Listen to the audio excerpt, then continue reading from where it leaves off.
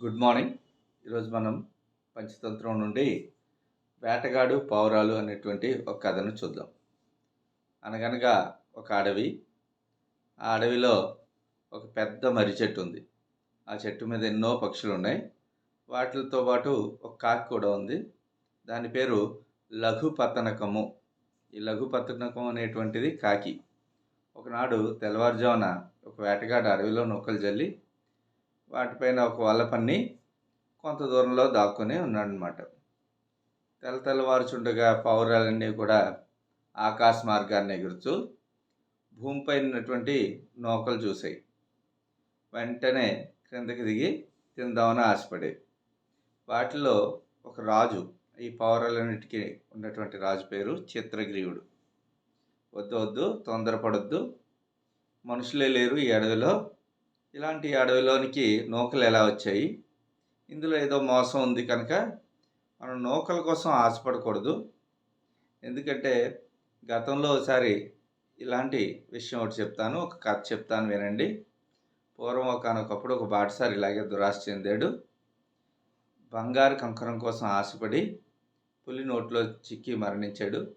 మీకు ఆ కథ చెప్తాను వినండి అని చెప్పి ఈ చిత్రగ్రీవుడు అనేటువంటి పావురాల రాజు మిగిలిన పావురాలన్నింటికి కూడా చెప్తున్నాడు అన్నమాట. ఆ కథ చూద్దాం. ఒక చెరువు గట్టున పెద్ద పొద ఉంది. ఆ పొదలో ఒక ముసలి పులి నివసిస్తూ ఉంది. అది ఆ దారిలో వెళ్తున్నటువంటి బాటసారిని ఒకడిని చూసి, బాటసారి అంటే మార్గం గుండా వెళ్ళేవాడు, పాదచారి. అలా ఒకప్పుడు ఒక ఊరి నుంచి మరొక ఊరికి నడుచుకుంటూ వెళ్ళేవారు ఒక బాట గుండా, కాబట్టి బాటసారి అంటాం. ఈ బాటసారిని చూసి, ఓ బాటసారి, ఇదిగో నా వద్ద ఒక బంగారు కడియం ఉంది.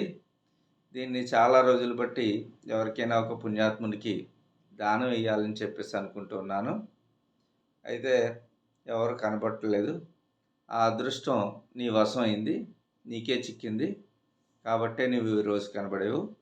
అందుకని శుభ్రంగా నువ్వు దయతో నేను నా యొక్క బంగారు కంకణం తీసుకోవాలంటే నువ్వు ఆ పక్కన ఉన్నటువంటి కొలంలో శుభ్రంగా స్నానం చేసి శుద్ధిగా అంటే శుభ్రంగా వచ్చి బంగారు కంకణం తీసుకో అంటే అని చెప్పింది. అప్పుడు అతడు ఆ బంగారు కడియాన్ని చూశాడు. అది దగదగ మరిసిపోతూ ఉంది. చూడగా వాడికి ఆశ కలిగిందనమాట. మనలాగే బంగారం చూస్తే ఎవరికైనా ఆశ కలుగుతుంది కదా, ఆ విధంగా ఆశ కలిగింది. కానీ పులి వద్దకు వెళ్తే అది తనని చంపేస్తుందని భయంతో వణికిపోతున్నాడు. కడియం కావాలని ఉంది, కానీ పులి అంటే భయం ఉంది. ఒకవైపు బంగారు కడియం, మరొక వైపు భయం. అయినా ధైర్యం తెచ్చుకుని పులితో ఇలా అన్నాడు, ఓ పులిరాజా, నువ్వు చాలా క్రూరమైనటువంటి జంతువు.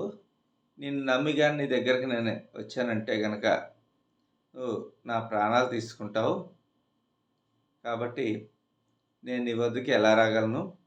బంగారు కడియం కోసం నేను ప్రాణాలు తీసుకోను కదా, ప్రాణాలు తీసుకునేవారు ఉండరు కదా అన్నాడు. అప్పుడు పులి, నేను చూస్తే క్రూర జంతువునే, కానీ నువ్వు భయపడటం కూడా న్యాయమే. కానీ నేను వయసులో ఉన్నప్పుడు అనేకమైన పాపాలు చేశాను. ఎన్నో జంతువుల్ని, మనుషుల్ని కూడా పొట్టన పెట్టేసుకున్నాను. ఆ పాపాలన్నీ పోగొట్టుకోవాలంటే ఈ కడియాన్ని దానం ఇవ్వాలనుకుంటున్నాను. లేవలేని సత్తు పన్ను ముసలిదాన్ని, అస్సలు నేను కదలలేని పరిస్థితిలో ఉన్నాను. నా గోళ్ళు కూడా మొద్దుబారిపోయి ఎవరినైనా కొడదామన్నా సరే కొట్టినా కానీ గీరుకోవు. అలాగే పళ్ళన్నీ ఊడిపోయి నేను తినేద్దామన్నా కళ్ళు కూడా సరిగా కనపడట్లేదు. అందుకని మాంసభక్షణం మానేశాను. మాంసాన్ని భక్షించడం అంటే తినడం మానేశాను. కాయకసులతో కడుపు నింపుకుంటున్నాను. అంటే అడవిలో దొరికేటువంటి కాయలు, దుంపలు, వీటితో కడుపు నింపుకుంటున్నాను. కనుక నువ్వు ఎటువంటి అనుమానం పెట్టుకోకు, స్నానం చేసిరా, రేపో మాపో చచ్చేటువంటి నన్ను చూసి నువ్వు ఎందుకు భయపడతావు? భయం లేదు, రా అని చెప్పింది. వీడికి దురాశతో ఉన్నాడు కదా, ఈ పులి మాటలు నమ్మి స్నానం చేయడానికి చెరువులోకి దిగాడు. చెరువులోకి దిగిన వెంటనే అందులో బురద ఉంది.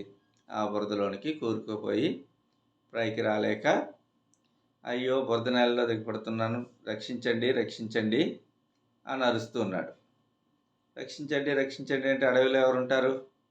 ఎవరు వినరు, ఉండరు కదా. అప్పుడు పులి, భయపడకు, నేను వచ్చి నేను రక్షించి పైకి తీస్తానని చెప్పి అతను మీదకి దూకి చంపి తృప్తిగా తినేసింది. దురాశకు పోయి దుర్మరణం పాలైనటువంటి బాటసారి వలె మనం కూడా నౌకల కోసం ఆశపడినట్లయితే కనుక మనకు కూడా ముప్పు తప్పదు అని చిత్రగ్రీవుడు మిగిలిన పావురాలన్నిటికీ కూడా చెప్తున్నాడు. ఈ చెప్పినట్టు అంటే చిత్రగ్రీవుడు అంటే పావురాల రాజు. అందులో ఒక ముసలి పావురం ఉంది. నేను మీ అందరికంటే పెద్దవాడిని, నా లాంటి పెద్దవాళ్ళ మాటలు వినాలి మీరు, అలాంటి సలహాలు తప్పకుండా తీసుకోవాలి. మీకు అక్కర్లేని అనుమానాలు, లేనిపోయిన అనుమానాలు పెట్టుకుని ఆకలితో ఉన్న మనం ఎదురుగా ఉన్న ఆహారాన్ని వదిలేసుకుంటే మనకి ఆహారం దొరకదు. ఇక్కడ నుండి మరొక చోటకి పోవడం, ఆహారం వదులుకొని వెళ్ళిపోవడం అనేది అవివేకం. అవివేకం అంటే తెలివి తక్కువతనం అని చెప్పింది. చిత్రగ్రీవుని అనుమానం మనకి తెలియదా? అందరూ కిందకి దిగి నౌకలు తిందాం రండి అంటే పావురాల రాజు అయిన చిత్రగ్రీవుడు ఎప్పుడూ కూడా అలాగే చెప్తూ ఉంటాడు. అది ప్రక్కన పెట్టేసి మనం తిందాం రండి అని నేలకి వాలి. ఆకలితో ఉన్న మిగతా పావురాలన్నీ కూడా నేలకు వాలిన వెంటనే ఏం చేసాయి? వలలో చిక్కుకున్నాయి. మరి ఏమైంది? మరొక వీడియోలో మనం తెలుసుకుందాం.